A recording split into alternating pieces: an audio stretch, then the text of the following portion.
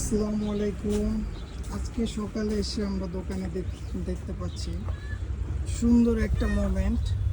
সেটা হচ্ছে আমাদের পিকু বাচ্চা দিয়েছে। কালকে মোটামুটি অসুস্থ ছিল, হয় ভাবছিলাম 2-1 মধ্যেই বাচ্চা দিয়ে দিবে।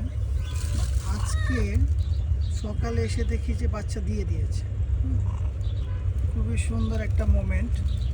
তো এটা আপনাদের সাথে শেয়ার না করে পারলাম না, তাই ভিডিও করে আপনাদেরকে দেখাই দিই।